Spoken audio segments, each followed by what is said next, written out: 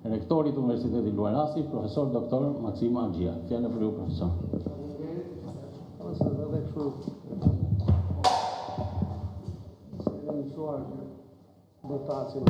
Në gjyqe dhe na dëgjojnë, as na dëgjojnë, është tjetër gjë pasaj.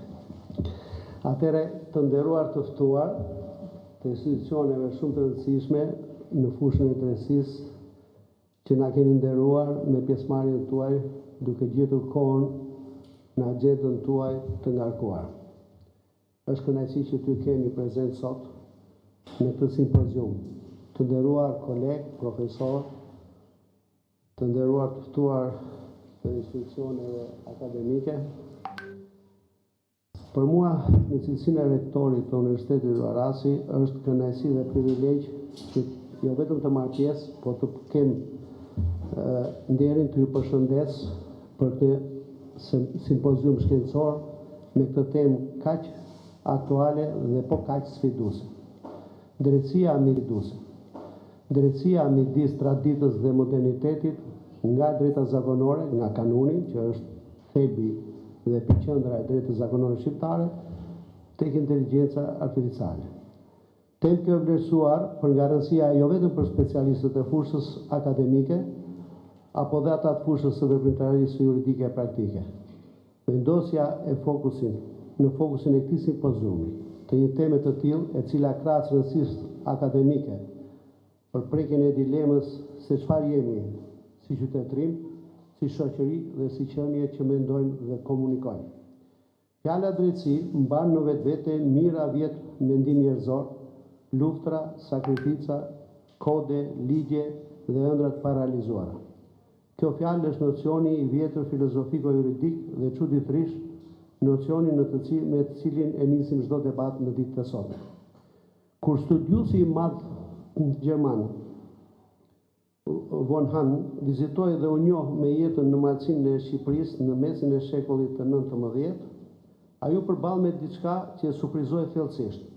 Ai u përball me një popull pa shkolla juridike, pa institucione drejtësie, pa kuadër ligjor të shkruar sipas modelit romak, pa aparat administrative shtetëror sipas modelit perëndimor, por që kishte ndërtuar dhe vënë në funksionim një sistem funksional drejtësie, sistemin e quajtur e drejta zakonore me në qendër kanuni.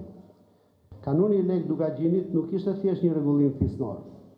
Ai ishte një filozofi e plotë e rregullimit të jetës njerëzore, duke filluar me rregullimin në fushën civile e familjare, me rregulla lidhur me institutin e pronësisë, si dhe rregulla lidhur me institutin e funksionimit dhe mbrojtjes të familjes, duke vazhduar me rregullimet në fushën penale lidhur me mbrojtjen e jetës, shëndetit, nderit dhe dinjitetit njerëzor, dhe deri të obligime ndaj të huaj që troket në derën e vendasme. Besa, ky institut i papar dhe i paprecedent nuk gjetet në asnjë legjislacion lindore perëndimor, në asnjë kod civil e penal europian, përfshi dhe kodin e Napoleonit, apo në sistemet anglosakson të common law, e cilët janë pjesë e sistemeve botërore në fushën e drejtësisë. Besa jepe me fjalën nga bezvënsi dhe fjala kishte forcën e ligjit të imponuar nga ndërgjegja kolektive dhe në asnjë rast i imponuar nga shteti. Instituti Besës i jep kanunit definicionin që drejtësia nuk lind nga poshtë e lartë, nga letrat e njeriu, ajo lind brenda shoqërisë, nga vlerat e brendshme, nga vlerësimi që komuniteti ka mbi konceptin e drejtë dhe e gabuar.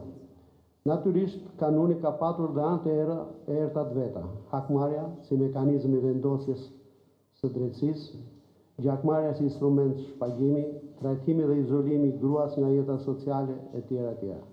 Të gjitha këto parë sot mbi bazën e curisë të mendimit dhe përparimit të shoqërisë, vlerësohen si cënime dhe kufizime të rënda të drejtave dhe lirive themelore të individit.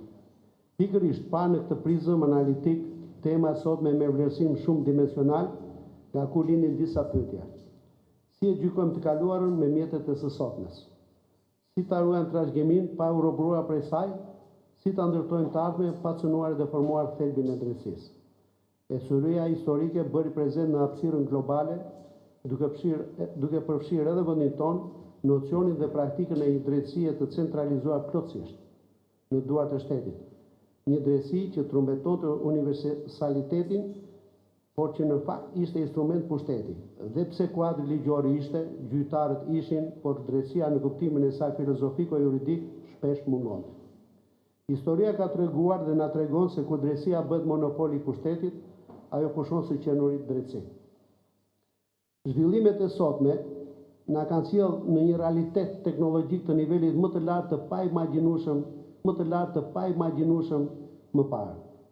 Algoritmet, modelet e të mësuarit automatik, inteligjenca artificiale, janë sisteme tashmë të gjithë përfshira në jetën dhe praktikën njerëzore, pa përjashtuar fushën e drejtësisë, duke vënë në shërbim të gjyqtarëve, prokurorëve, avokatëve. Në shumë vende dhe aspekte, këto sisteme arrin të përdoren në marrjen e vendime administrative me efekt juridik në jetën e qytetarëve. Debati europian mbi vendimarrjen algoritmike dhe neni 6 i Konventës Europiane të Drejtave të Njerëzit për një proces të rregull ligjor është i gjallë në doktrinën juridike.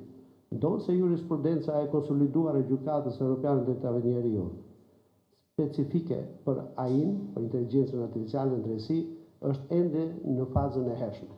Për këtë arsye, Parlamenti Evropian ka miratuar rregullore për inteligjencën artificiale AI Act, që konsideron sistemin e drejtësisë artificiale si rrezik i lartë në thojza dhe imponon standarde strikte transparence dhe kontroll njerëzor. Por megjithatë mbetet e hapur pyetja, a mund të jetë e drejtë një drejtësi pa ndërgjegje? Algoritmi është instrument që nuk ka ndjenjë, nuk ka frikë, nuk ka mëshirë, nuk ka paragjykim ndaj racës njerëzore. Për sa kohë ai furnizohet, analizon e konkludon mbi të dhënat e paraqitura. Algoritmi nuk njeh kontekstin njerëzor pas një akti. Ai nuk di çfarë është errësira, çfarë është varfëria, ç'do të thotë jeshi huaj në një habitat tjetër pa gjuhë dhe pa mbrojtje.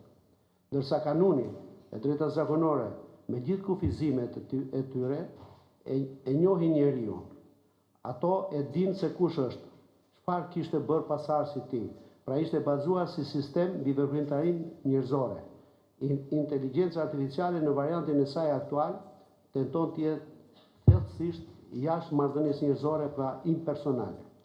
Parë mbi këto problematika, misioni i këtij simpoziumi nuk është të zgjidhë këto përplasje madhore. Përplasjet e mëdha intelektuale nuk zgjidhen. Ato kultivohen, debatohen dhe si rrjedhojnë përmes debatit, bëhemi më të orientuar, më bashkëkohor, më bashkëpunues në një shoqëri me prirje së drejtës. Misioni ynë është të ulim në një tryezë historianin që njeh gjerësinë dhe thellësinë e traditës juridike shqiptare, ballkanike e më gjerë.